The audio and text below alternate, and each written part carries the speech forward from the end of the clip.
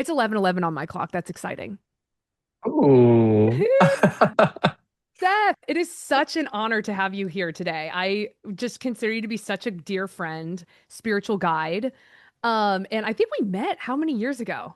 Probably like Oh, four, I don't, yeah, easily about like 4, if 5. not 5 years ago. Yes. So you're just an amazing human being from the inside out, an astrology expert, a spiritual expert, certified in yoga.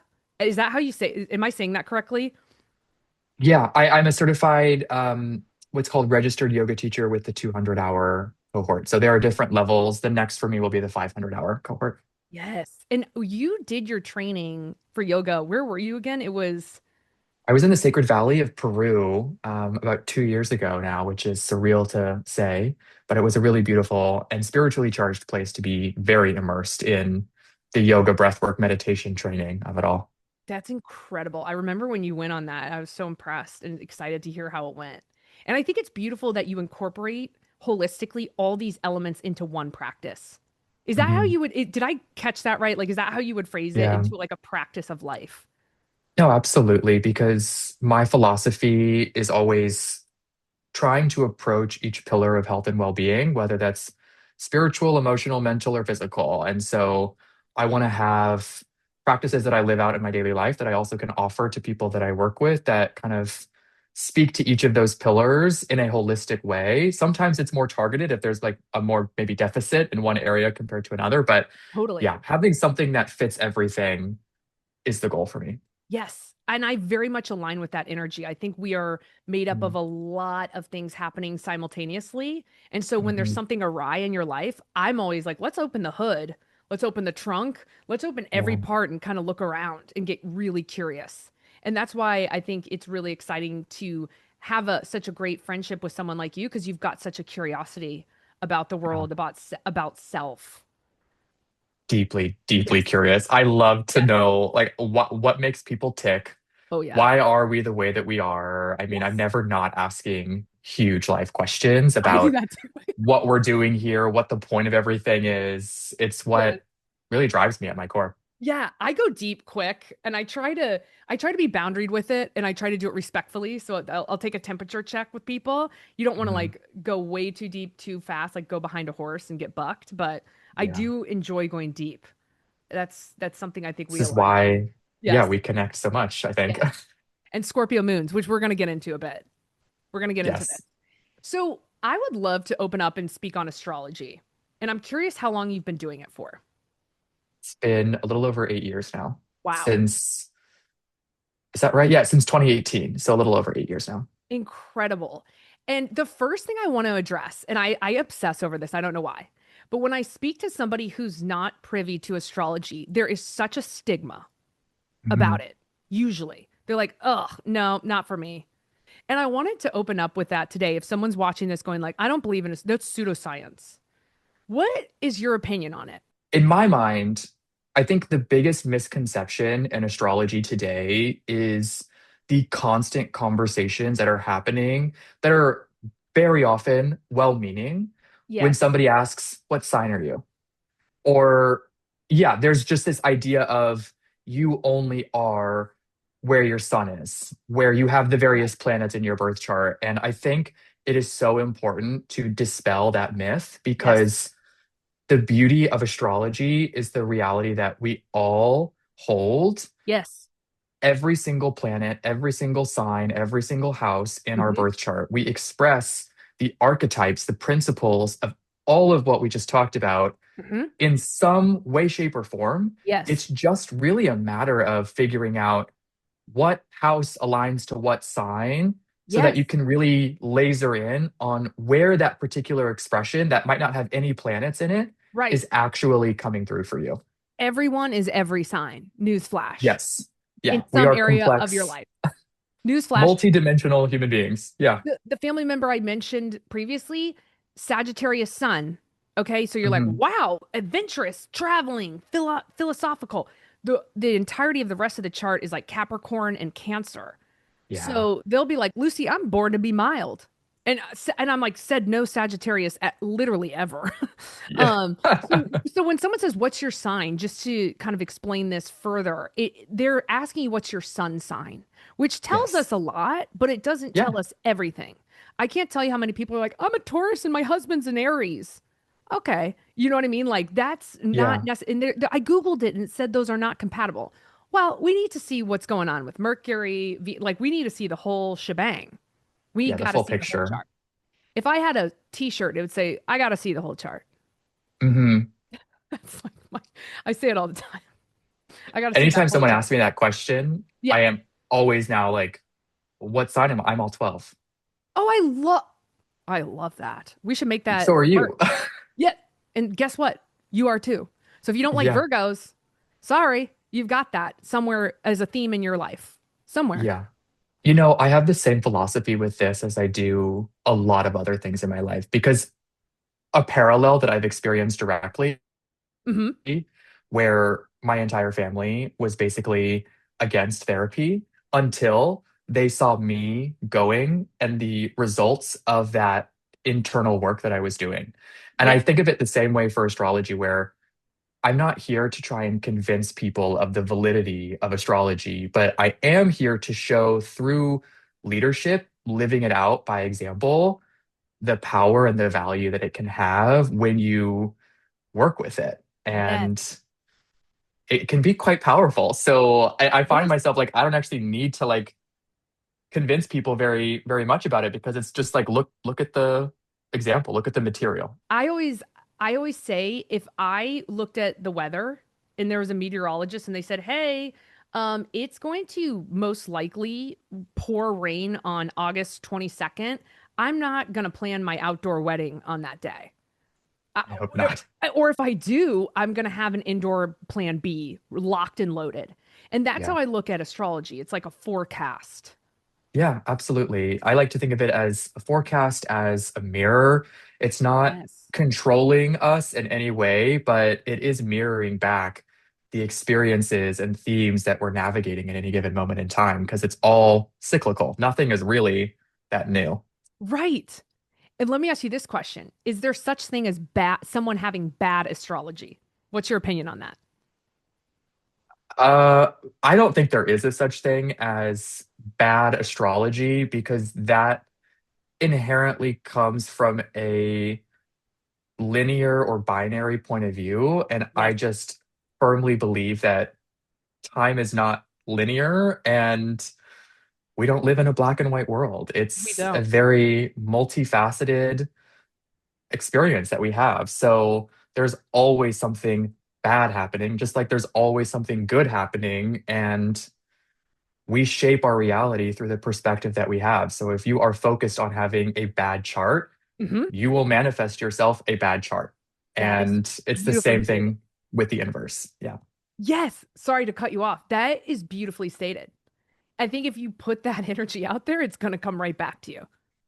Yeah. And I think the other thing I would add for it is the people who have so-called challenging placements or aspects in their birth chart, Hmm. those are some of the most advantageous things to actually have because it Yes. is what creates the kind of character and tenacity, the integrity that allows for a human being to fully evolve into their best self. If you aren't presented with challenges in your life path, or if things just come to you really easily, on one hand, sure, it can be easy and nice to experience, but on the other hand, you're not going to be able to, you know, get the same level of growth out of it. Yeah, if you didn't have it. Yes, absolutely.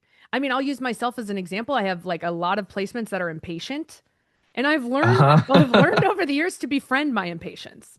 I'm like, where Yeah. does it help me and where does it hurt me? And how can I Mhm. learn from the two?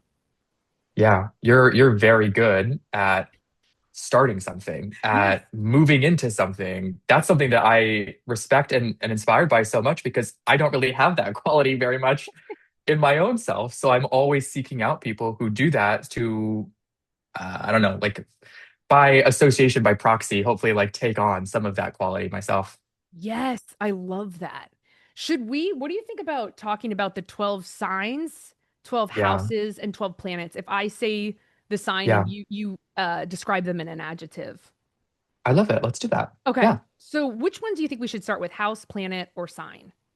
Always planet. Okay. That's like the foremost, most important. Like before we had astrology, we had planets. So Yeah. it's like that is really the foundation always. Okay, I'm gonna pull up because do you do the 9 planets or let me see. I'm gonna pull up. Yeah. I do all the nine planets plus Okay. Chiron. Okay, perfect.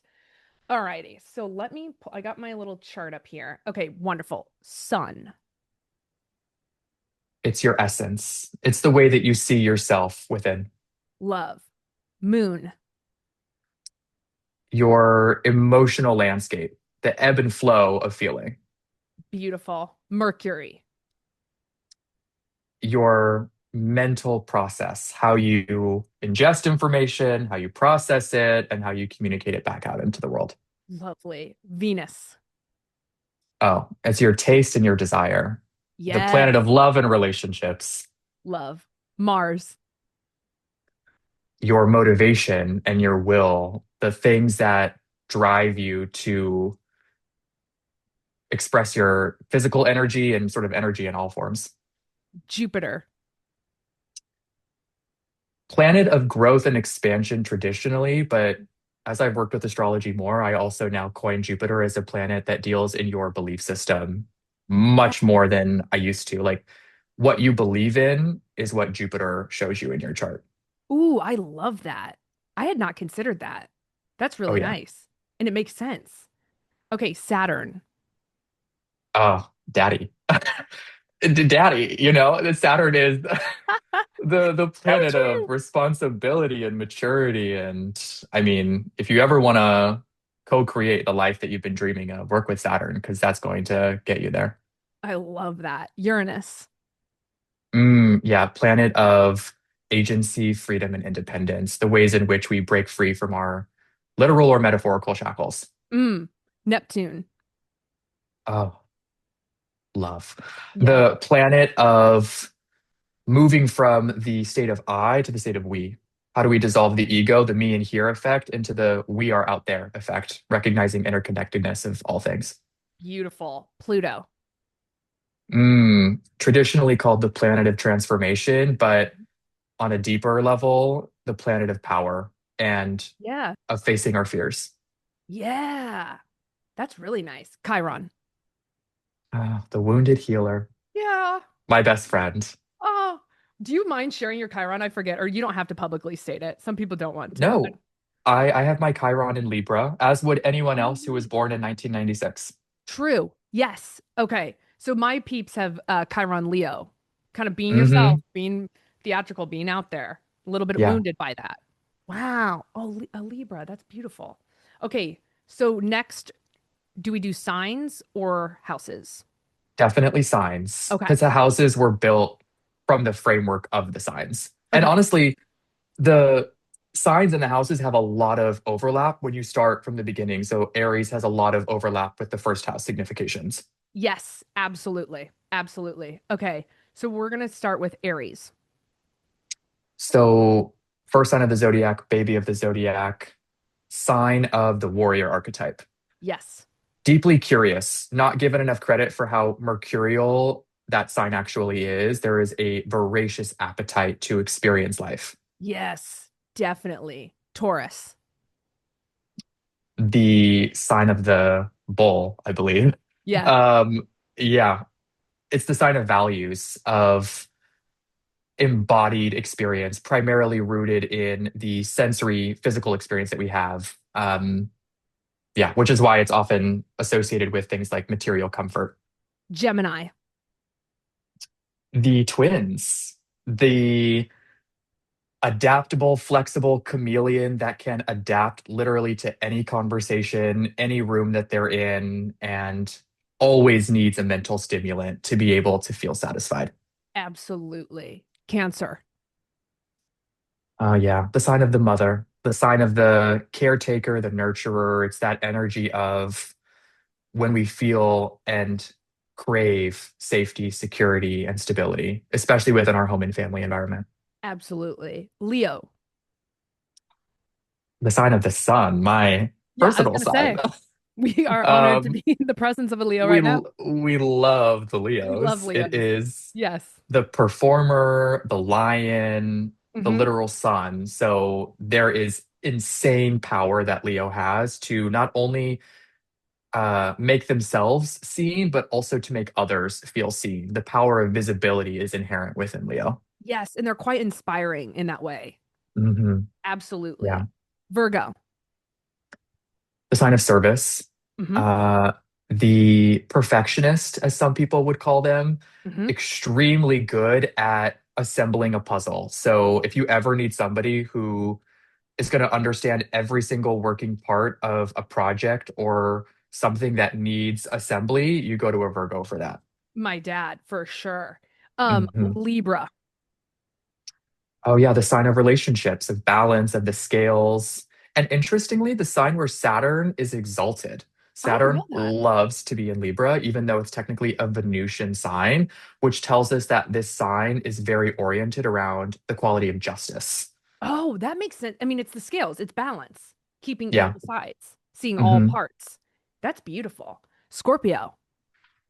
Oh, my second favorite sign, our moon sign. Yeah, I love a Scorpio. Scorpio, it's the sign of elimination Hmm. and represents the need to go to the deepest depths of not just the human psyche, but of human existence to root out all of the darkness and to help bring our shadow into clear alignment and integration with our conscious self. I just got chills.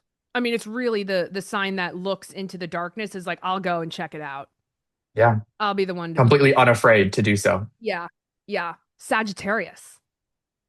The philosopher, the adventurer, the explorer, the sign that is always seeking out truth Hmm. and wants to share that truth as much as they can with the world around them.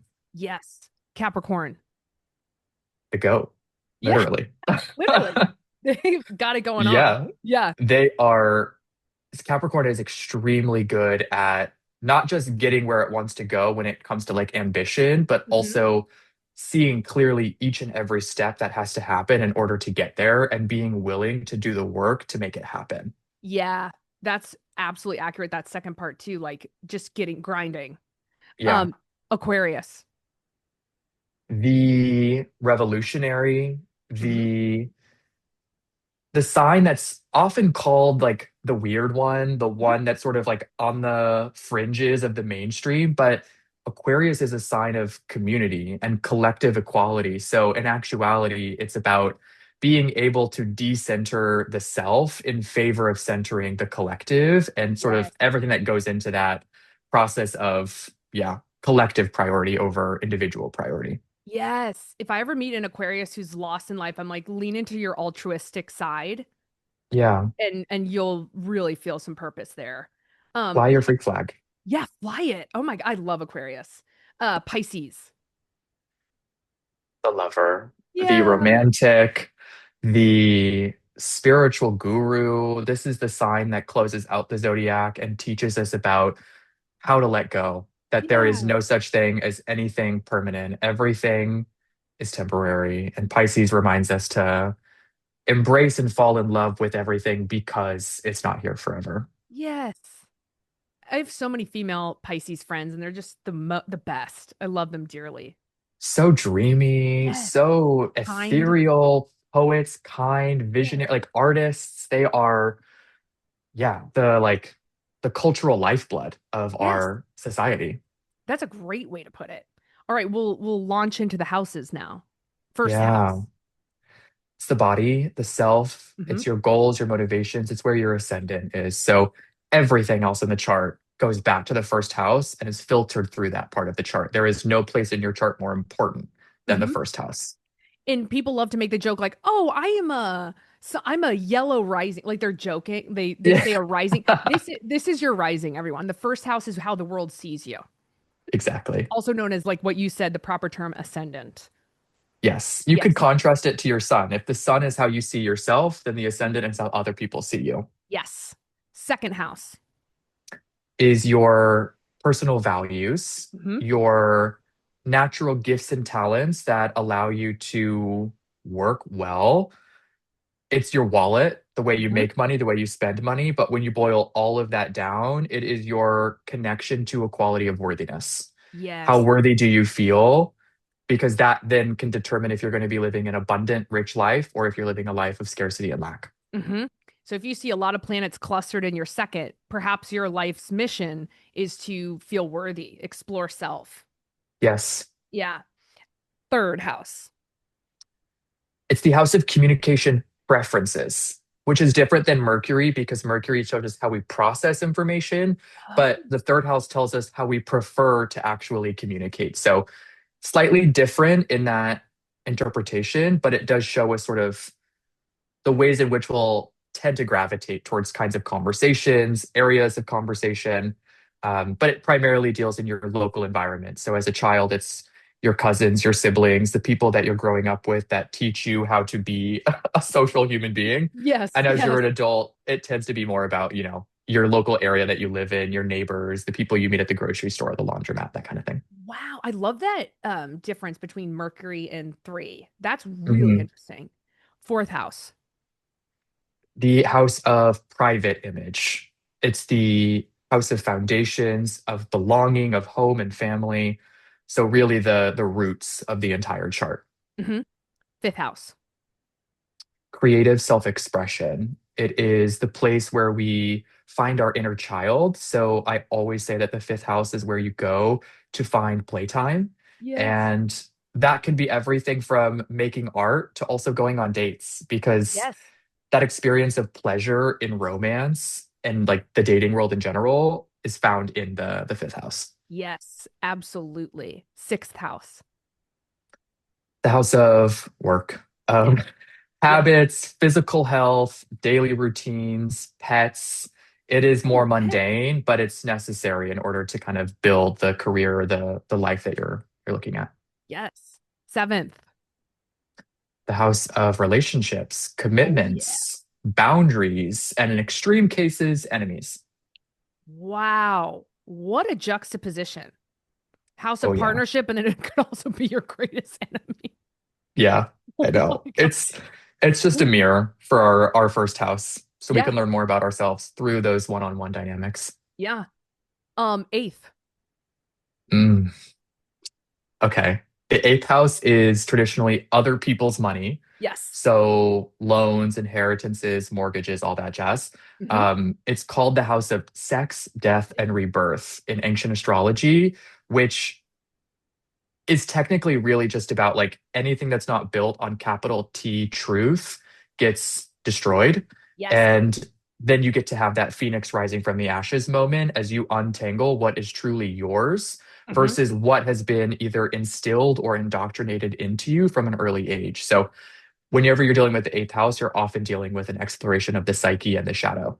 That's beautiful. I love when you say that about the eighth house, like capital T truth, it will crumble. Yes. Yeah. If Yeah. it's not real or authentic, it's not surviving the eighth house. No, no, no chance.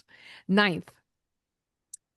The best house of them all. Oh, my Oh my God. favorite. It's the house of foreign travel, higher education, spirituality, philosophy, basically any area of life that allows you to have a more expansive perspective of your place in the world and give you answers to the big questions that we ask, Hmm. you find in the ninth house. Yes.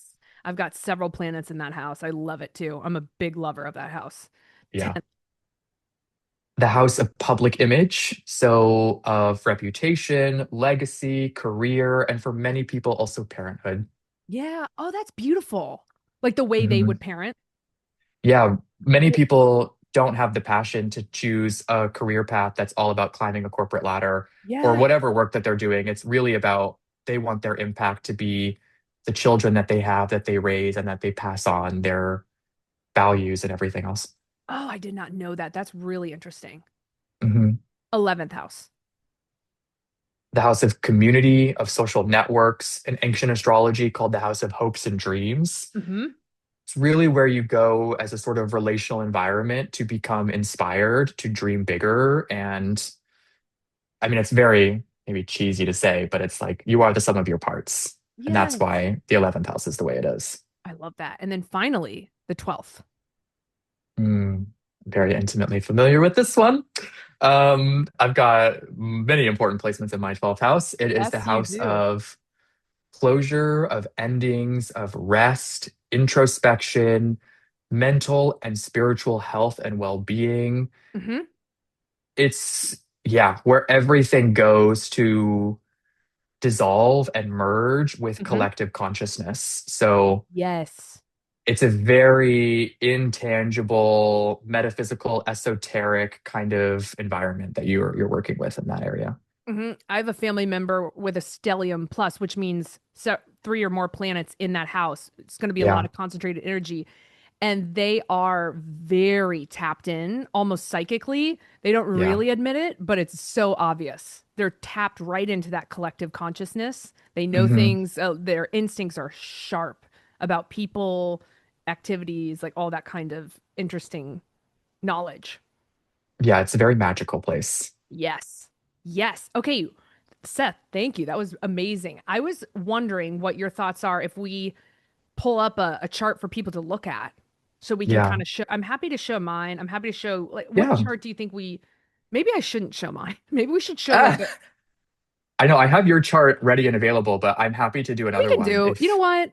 Let's do it. Let's show my chart. I don't care. are you Someone, ready? Are you ready to bare your soul, Lucy? yeah, I don't care. Someone was once like, "Oh, don't show your chart. People can manipulate you." I'm like, fair enough. I'm pretty good at catching that when people try, but we'll see. Okay. It's all good stuff. So this is, Okay. yeah, yes, This the is your chart. lovely chart. To give the baseline, the numbers 1 through 12 on the inside of the circle represent the numbers of each house in sequential order. Hmm. The colorful symbols on the outside edge of the circle are the different symbols for the zodiac signs. Hmm. So in your case, the first house starts with the sign of Leo, moves to Hmm. Virgo, and then culminates at Cancer in the 12th house. Hmm. And then all of these lines that are being drawn in blue and red are the aspects that I was talking about. So telling us where there's more of a harmonious exchange happening with the blue lines in illustration, and then where there's maybe some more tension or challenges that need to be worked through via the red lines. Hmm. And then, of course, these symbols on the inner part of the wheel are also the planets themselves. Yes. And people can go to astro.com and plug Mhm. their chart in and start to get curious. And you can, Yeah. what I did, I taught myself a lot of this, is I just looked and would go, what does it mean to have my sun in Aries in the ninth house? And it's, I mean, Mhm. I'm curious your opinion on that, Seth. It's not going to always be maybe 100% accurate, but it'll give you a flavor. Exactly. It's sort Yeah. of like you can get the baseline definition of what that means, which is a fabulous starting point. Yes. If you really want to deepen that understanding, though, I think it does require like more conversation and stimulation Yes, I and like agree. a rapport, because then what most sites will not be able to offer is the nuances of your specific birth chart, in that yes, you have your sun in Aries in the ninth house, but what does that mean when it's in a perfect conjunction with your midheaven? How does Right. that color the sun's expression differently than a traditional just sun in Aries without that conjunction? Yes. And I'm going to plug you, Seth. I highly recommend everyone watching this get a reading with Seth because he's an Okay. incredible astrologer and what, can go through this with you and sort of understand it in the way, because it is an interpretation. It would be like translating a poem from one language to another. It's very specific the way you can interpret it. You know, elated is different from the word happy, right? I love that. I Yeah. love that so much because it speaks to how you can have conversations with multiple different astrologers about your birth chart, and they're all going to highlight something different in Yes. that conversation. That's such a great way to put it. And it's so true. If we're looking at this circle that everyone sees, this is the snapshot of when I was born. Hmm. And the green, if you see the outer, those green planets are what's moving through the sky right now today. Hmm. So when they line up with the planets were when you were born as a snapshot, that's what Seth is speaking about. When that like Yeah. four looking emblem, which is Jupiter, Hmm. goes it's kind of coming down, it's going to hit that natal four, which is where I was when I was born. And that's what he's speaking on, the energy. Exactly. So it's a Yeah. two-dimensional picture of the sky that we observe from Earth. Hmm. Um, yeah. And you can really get into the weeds if you start doing synastry readings with like compatibility, and Oh, you could really, absolutely. this is why it's fun. This is why astrology, you can just learn and learn and learn and learn and learn and learn. It's a tradition that goes back as far as human civilization has been recorded, and it probably predates that as well, because from the beginning of human consciousness on the earth, the consistent thing that we've been able to experience is we all look up. We all try to make meaning of our lives on earth from what we see happening all around us. And so Yes. it is such an ancient and beautiful art form that I'm so grateful has survived Me all of that too. time. It's so informative. And you can Hmm. really like chew on it and sit and reflect and try to better understand yourself, the people in your life, right? I mean, Yeah. it's really beautiful. There's really nothing that it can't be used for. It's Yeah. very practical in a way where it's literally a tool that you can use to improve your experience of everything from how you understand and know who you are within your identity and your personality, but it can also be used to time when you're going to release projects, Yeah. to figure out what kind of clothing you want to wear, what your personal style should be. It can be used. There's so many infinite number of Should we give examples. that as an example? I love that. Clothing and personal style. Should we, like, if someone's Yeah. watching this going, uh, I don't know, should we show how Yeah. that kind of looks? Okay. Yeah. Yes, Yeah. absolutely. Okay. The Perfect. best planet to look to for personal style is Venus because Uh-huh. she is the planet of taste. So she governs our experience of fashion, art, beauty in all of its forms. And when you look at where your Venus is placed in your chart and what configurations she might be making to other planets, you Hmm. can really get a indication of where your personal style would be best embodied. Hmm. So in your case right now, we can see Venus is in Aries in your Yes. chart. Yes. Um, but she's also making a bit of a square aspect to your Uranus and Neptune over in Capricorn at the same time. So those two planets are also sort of infusing their style into Yes. Venus's expression. Yes. Venus in Aries is very much the like the workout gear. You know, Oh, yeah. athleisure is a Yes. perfect kind of style for Venus in Aries. You're Yes. on the go and you need what you're wearing to be able to move with you and not work Yes. against you. Yes. 100%. The Uranus and Neptune and Capricorn, though, bring in that need for more of like a uniform as well. Hmm. That ability to be able to go into your closet and know that you have a set kind of number of outfits or whatever you want to call it that you can pull whenever you know that you need to be in like a professional setting or that you just don't want to think about what you have to wear, but you also don't want to be wearing workout clothes either. Right.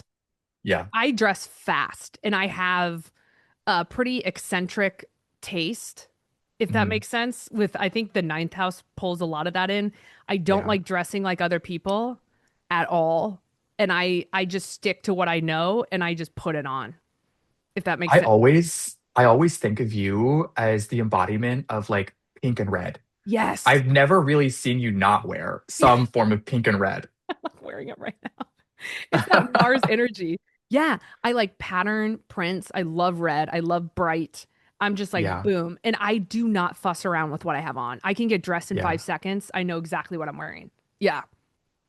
It's very different than what I'm used to because I have my Venus in Gemini in my chart. So it's like I find myself wanting to have an outfit for every possible occasion. And Yes. it's only now that I'm turning into my 30s that I'm like, wait, I actually need to have more basics in my closet because I Yes. can't just solely rely on wearing these very expressive, patterned, colorful outfits because yeah, I also like to have a certain flexibility in what I'm wearing for any given situation. So that's just, I guess, a contrasting example of like if you have your Venus in a sign like Gemini, Hmm. your style would need to adapt to the environment and the place that you're in. Yes. So you might have a heavy winter coat and a summer wardrobe all piled together. You know what I Right. mean?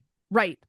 And for that, because we can look to Venus for love, can you speak Hmm. on an example of like maybe it's Venus and Gemini? How would they show Hmm. up in love who should they love? Or what's your Yeah. opinion on that? And maybe that's too basic. Venus in Gemini, when it comes to love and relationships, is there's this term called the sapiosexual. Yes. Have you heard of Yes, this? I have, and I love it. It's the idea that you are attracted to somebody's intelligence before you're attracted to other aspects of either their body or something else. Right. So when you have your Venus in Gemini, which is a sign that is very mental, mercurial in nature, it's really important that whoever you're dating or whoever you're in a relationship with can offer you a kind of stimulating intellectual dialogue or conversation at any given moment, because that is Yes. the kind of sustaining force of the Venusian relationship energy there. Yes. And would you agree that so there's also elements that the signs can fall in? So that's an air sign. Would you agree that Aquarius, Libra, and Gemini, all three air signs, would fall under that category of potentially being sapiosexual? Not so I like much. that. I know I like the way that you're thinking Yeah. because yes, with the caveat that it has different kinds of expressions in each sign. Yes, that makes sense. You Yeah. know, all air signs are very social, very communicative, but they just sort Mhm. of get to that through different ways. You know, Yes. Gemini is very oriented around conversation, Yes. whereas Daddy. Libra is much more oriented around culture, Yes. and Aquarius is much more oriented around community. Yes. So, you know, there is that kind of intellectual sparring that's happening, but it's happening in different ways and environments with each one. Beautiful. And so maybe we can talk about the earth signs then in that way. So we've got Yeah. Capricorn, Taurus, Virgo. Yeah. So Venus is actually right now in Taurus. So the first earth sign, like I mentioned earlier, very rooted in your sensory experience. Hmm. And all of these signs share the same theme of needing a kind of safety net in place. There is a very literal groundedness that has to be available for these Yes. signs, especially when you've got a planet like Venus there. So these are Yes. not the kind of people whose heads in the clouds. You know, they No. have their feet firmly on the ground and are thinking about the very practical, often mundane reality that we all have to deal with. Right. So they tend to be much more good about like making a good amount of money, saving that for a rainy day or an emergency, just Yes. like getting out into the park and enjoying nature, Yes. having these like qualities of I'm in my body, I'm in the present moment. And yeah, this is more important than traveling into the past or the future or all of these kind of theoretical spaces. Safe to say that a Venus in Virgo could be like, I got you car wash coupons and a 401k starting for your Valentine's Day. And like a Venus in Pisces would be like, I wrote you this love poem that I Yeah, wrote when I was staring out into the ocean. Yeah, so it's just a different energy. perfect, Yeah. actually. Yeah. So let's launch into the water then. So that's Pisces, Yeah, Scorpio, and what am I forgetting? Cancer. Cancer. Yes. Yes. So how would those Venuses look? Yeah, with the water signs, we're dealing with much more of like an internal experience. This is the quality of emotional connection and depth. So, with Venus and any of the water signs, really any planet and any of the water signs, the need for honest, open, real connection is multiplied. These are people who tend to have small groups of people around them. They're not really interested in having a huge network of close acquaintances. They want to either stick to their family or stick to like the idea of chosen family because they know Yeah. that that's when they can feel their safest, their most emotionally available. Hmm. And then there's also that kind of depth that comes along with it where when you are in a place of safety and support, you can sort of explore together what it looks like to merge. Um, Perhaps, hopefully, not from a place of like trauma bonding, although that can Right. be effective, but from a place of like, I see you, spots and all, and I still love you. Like, that Yes. is a huge goal for a Venus and a water sign. Yes. That's so beautiful. And then lastly, we have fire, the fire Venuses, Hmm. which is me. I've got my Aries Venus right there. So it's Aries, Leo, Sagittarius I Venus. mean, yeah, you're familiar with this intimately as yourself, so I'm so curious how you would describe it. It's a passion. That's what I Yeah. just there's a lot of passion. I am very curious like what your opinion on it is because I have my two best friends actually have their Venuses in Aries, and we're all very Mm, different. But I'll tell you hmm. one thing, like you have to have our trust. We do not BS anything. It's like you better Yeah. be loyal, you better be confident as being honest. And there's a fierceness. It's like it's a protective space. I Mhm. feel I have always felt like I have a torch and I'm just like leading thousands of people behind me. And I'm like, let's Mm, go, Braveheart. That's how I feel. But I think that's because I have so much energy in Aries. But I'm curious, like, what yeah. your interpretation of the fire Venuses are. Well, I love that imagery because you could either be leading a torch on like I think of Wicked, where it was like they're leading a march to kill the evil wicked witch. Yeah. But you could also be leading these people like through a dark night where it's like everyone is sort of fleeing from something and they need somebody to follow who can like help them, Yes. yeah, be guided, It can be either, it can be both sides of the coin, unfortunately. I mean, as anything in life. especially with Aries in Yeah. particular. I have so many Um, people, I have so many people be like, oh, and she's, oh, and he was an Aries. I'm like, they have no idea that I'm just like a ton of Aries energy. But yes, it can manifest in both sides of it. Completely. Yeah, there's what I love about all the fire signs is it's always what you see is what you get. Yes. There is a kind of upfront, authentic, bold, sometimes maybe spontaneous or impulsive energy that comes along with it, And where abrasive. It can be abrasive. potentially, yeah, I mean, I'll just say, yeah. Yeah. it's very much, I mean, my mom and my sister both have a lot of Aries energy in their own charts. And I just really appreciate that in my experience of Aries, both within myself and the people around me, I never need to worry about somebody bullshitting me or Right. like being fake. It's like, no, we can be very real with each other and know that if we do like come off abrasive or there is a conversation that's getting a little bit more heated, Hmm. we love each other. Like it's never coming Yes. from a place of malice or ill intent. It's always this like, I'm just trying to get my point across in the way that I know how. So like, can you hold space for that and be willing to accept that it might be a little bit scratchy at I first? Yes, that's definitely it. That's because that's the quality that the three of us best friends have. Like Mm, my two best friends, we are very different temperamentally. yeah. Some more similar, but that's the quality. It's Yeah. exactly what you just said. Yeah. Take me as I am. Yes. And it's just like authenticity. It's like I'm not gonna pretend to be anyone else than who I am. Yes. Yeah. And people need to see that. Like people need Yes. to see people who can inspire them to also be more authentically in themselves and not feel like they need to conform to the expectations of their family or their peers or whatever kind of cultural situation is coming through. Yes. What planet do you think, what concept should we touch next? Do you think like maybe Mercury just to kind of drive this concept home? Because I'd love people to start to Yeah. really get the idea that there's all these numbers of the houses we talked Hmm. about category. Then you've Hmm. got these planets that really talk about, what energy is coming through. And Yeah. then the sign. So there's three combinations of, if that makes sense. And maybe I just butchered that. Yeah. But I'd love people to grasp that. Yeah. With Mercury in particular, I think really all of the personal planets are the easiest entry point because we experience them every single day. You Yes. don't necessarily, unless you're on like a silent meditation retreat, My you're nightmare. not going to be able to avoid the Mercury of it all. Like we My wake up friend's and we going on one of talk. those. My friend is going on a Yeah. silent retreat. I said, okay, you couldn't pay me. Oh my No, I God. don't me either. Yes, Respect for them, but that's big not something that respect. I feel called to do at No, any and I think it could time. be profound insight. They'd have to put me in jail Yeah. after that. Um, Well, this is probably the case of you and I both have our Mercuries in fire signs. So it's that same idea where there needs to be uninhibited freedom to express ourselves in the communication that we have. And if that's ever capped or silenced, it's just not a good combination to let us feel well. I mean, it's that freedom. Hmm.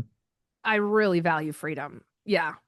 Wow. Yeah, I think with people looking at their Mercury placement, this is one where I think it can be really helpful to also think about your attention because attention is truly, I believe, one of the most valuable resources we have in the modern technological age, where everyone is constantly vying for our attention. Mm-hmm. And your Mercury placement can show you what your instincts are when it comes to where your attention goes Mm-hmm. and where you can also use it to your benefit as well.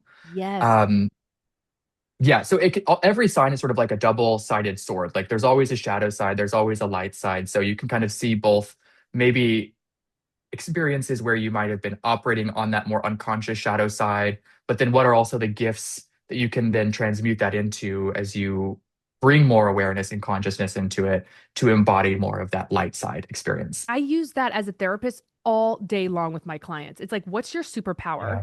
And what's the Yeah. point that we can explore delicately so you can just get a better handle on it? hmm I mean, I I think find, it's, oh, go ahead. yeah, go ahead. No, no, go ahead. Just that it's also not about demonizing the shadow side. Like we're not trying to say that that's the enemy or that is inherently bad, because that then sort of exiles a part of us that is absolutely necessary for us to feel whole. Yes. Yeah. Yes. I mean, I work with a lot of people with OCD and they're highly creative. And we talk about this is your superpower. This at work and when you're creating is a superpower. At Mhm. home, it can be catastrophic if we don't develop the tools to manage the hypervigilance where you're like obsessing about, is this turned the wrong way or what do they think of me? What do they think of me? Right? Yeah. Yeah. Yeah. There are so many ways that you can use astrology to help with that. And yeah, Mercury is just one of them where, yeah, you can see where like attention is a superpower. Mm-hmm. Um, you can do the same thing with Mars to understand like how you can best express your energetic output. Mm-hmm. Um, I think, you have your Mars in Pisces in your chart. So over Yes. here in the eighth house, Yes. I have my Mars also in Gemini. Yes. Both of these signs are what's called mutable signs. They sort of sit in the midpoint of the respective seasons that they occupy, Mm-hmm. which tells us that their expression is one of flexibility and adaptability. We Yeah. would be really good, essentially, thinking of Mars at pivoting. If we Yes. are working on one project, we could pivot to another project when it's necessary and sort of like switch gears pretty easily in that way. Yes. But then it also shows the variability in energetic levels too. It's not like there are going to be, if you had your Mars in Aries to contrast this, you might have like these really intense bursts of high octane energy that then fall off really quickly. You Yes. know, with mutable signs, it's more like you're going up and down, up and down, up and down in energetic levels, physical energy Uh-huh. pretty frequently. Uh-huh. Um, and then you can sort of see also where that is coming from, how to increase it. For me, with it being an air sign, if I have a stimulating conversation using that air kind of quality, my energy levels go back up. It's sort of like my cup is being full. Yes, I Um, totally relate to that. So with there's you, with your Mars and Pisces, what would be an example, I guess, of like what fills your cup up and makes you feel like your batteries are getting recharged? I love deep philosophical conversations that are authentic. There's maybe some Yeah. humor infused in the darkness. hmm And I love people who are innovative, thinking differently. I get really excited to meet novel, creative, emotionally intelligent people that in a myriad of ways. Like Yeah. I don't Yeah. like just one type of emotional human being. I like to see how it manifests, The if full that makes sense. spectrum. Yes. Yeah. Yeah. Does that track, would you say, with that Oh, it's placement? perfect for Yeah. Pisces. Yeah. It's Yeah. depth and meaning and yeah, everything you just described. Yes. Yes. I kind of want to float out questions that people could come to you for a reading or, Yeah. Yeah. for astrology. So that what would the what's the well, let me ask you this. What are the most frequent questions you get as an astrologer when someone wants a reading? Well, almost always, I think people are coming to understand what their relationship timing is, what their career timing is, what their timing to either like move or having like something to do with their family. Yes. And then, of course, sort of generally speaking, there's always this undertone of like helping to frame that back to like who they are and how Yes. they can sort of embody the best possible, highest version of themselves. Yes. So if you were like the weatherman of astrology in a way, and I came to hmm you and I was like, Seth, I'm gonna be getting married next year. You Yeah. could help me find a date. And can you talk about Yeah. what that would look like just in terms, not even in astrology terms, of just why that's beneficial? Like what could go wrong? Do you know what I mean? Oh, I have a very good story for this. I know you do. I want to, yes. Oh yeah. Yeah, so what you're describing is called electional astrology, where you basically pick specific dates and times for projects, for events, or just anything that's really important, and you want to have a really good quality to the day. Uh-huh. Weddings are one that I've done pretty often, and my story is actually related to my dad, Mm-hmm. who got remarried in October of 2022, Mm-hmm. did not consult me on picking a date. This is And major, major yeah, mistake. well, for whatever reason, he decided that the wedding should be on the exact day that Mercury was stationing direct after a retrograde, which is truly the number one biggest no. You do not do ever pick a wedding date on the day of a Mercury retrograde station. It's just like you are bound to have everything that could go wrong, which is exactly what happened. I mean, it's kind of laughable, actually, the series of events that were taking place on that day. It like everything from the cake didn't arrive, and then when they did bring it after having to have somebody drive and go pick it up, they were all destroyed in transit back because of like the bump. The wedding credenza literally was blown over because the wind was so strong and unruly that day. Um, I mean, there's a plethora of examples of like when you are picking a date to do something like a wedding, you want to pick a date where like Venus, as the planet of love and relationships, is very strong, where Right. Mercury is also empowered in a way that helps for like the logistics of that day to go off well. And Right. consulting an astrologer to help find that ideal timing can be very, very valuable. Yes. Um, yeah, And I love that story so much. And I'm sorry to laugh, but it is don't truly the be. series of It's unfortunate events. hysterical. And one thing I think it is a good space to talk about is the ethos of astrology. We can try to control. I view astrology as a really great way to just set up the best you can. It's not to Exactly. say you and I can sit here and play God or play the universe because I'm humbled enough to know we cannot. But I Mhm. think it goes back to that idea if the meteorologist says it's gonna probably downpour, bring an umbrella.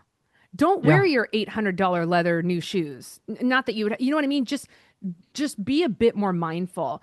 The way that astrology weaves in the conversation of fate versus free will. Yes.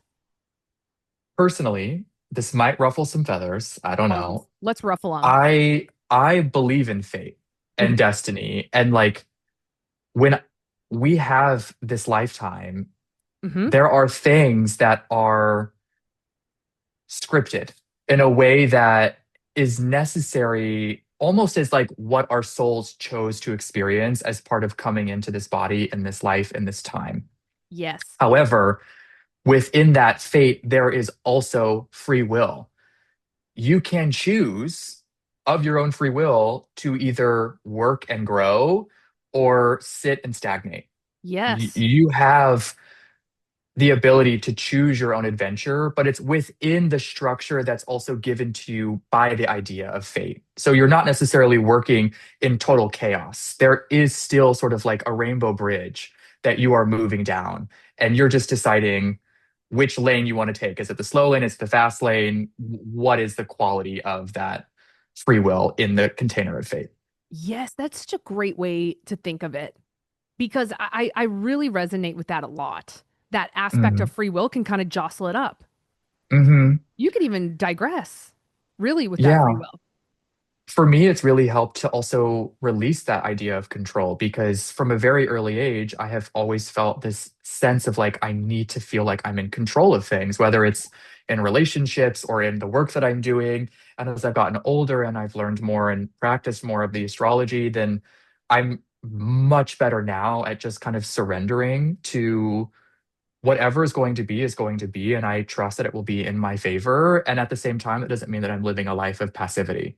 I am Right. actively every day doing things that allow me to feel like a bigger, better human being, but without the attachment to a specific outcome that might be Yes. rooted in some sort of ego-driven need for control or whatever else. A lot of times people will come to me for their birthday to do like a year ahead forecast. And so for that, we would use a solar return chart to basically see what's a snapshot of the astrology for the moment that the sun came back to where it was in your birth chart on your birthday.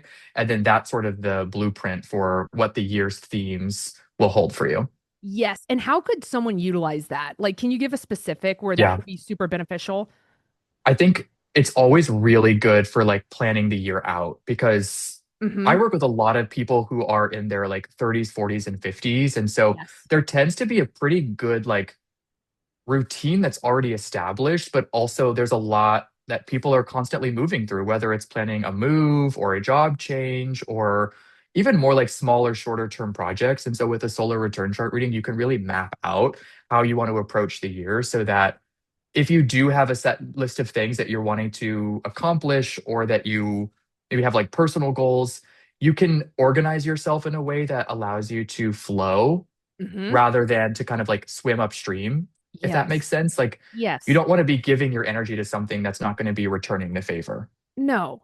It's the concept of the world is already going to provide obstacles for you no matter what. Hmm. So why not Hmm. alleviate a few of them in the meantime? Make it a Yeah. slight bit more harmonious? Yeah. Oh my gosh, Yeah. Seth, this was so helpful. I'm going to tag you so people can find you to do readings.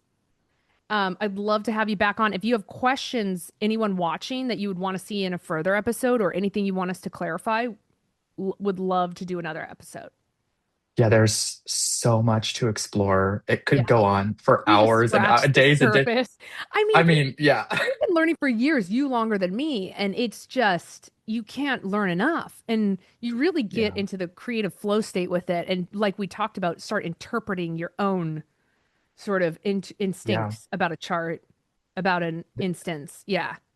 There are innumerable branches of astrology, many of which I have not even begun to explore, and that's why I love it so much. It's like I know my entire life, I'm never going to even I can never cover everything that there is No. to learn about No. this topic, and that really excites me. Yeah, and some parts we're not even meant to know. Then I've also heard, I don't know what you've heard, but on the north nodes, until you're Mhm. about 40, you're not really supposed to know them too free. I'm curious what you think on that. Someone Mhm. told me that recently, and I don't know. It's in the Kabbalah teachings where it's like you want to come to that naturally, your north node, your life Oh, path, interesting. and you want to I'm not only, as familiar with that. yeah, I thought it was curious. Someone said that the other day, and I was like, I oh, mean, interesting. Yeah. who was it that gave the quote that it was Carl Jung? Yeah. Basically, he was like, your life doesn't even begin until you're 40. Like, you're Yeah. basically asleep until that point. So, Oh yeah, and I'm like running into walls asleep. I'm like boom, boom, running as hard as I can, trying to. Seth, thank you, thank you, thank you. You're thank you for glowing, having me. truly a beacon of light, a Leo, an amazing human being.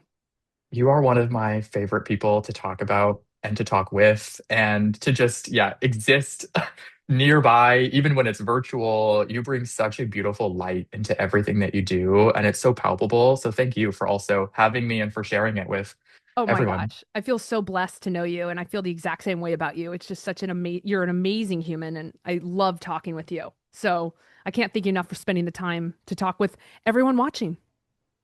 Thank you, Lucy.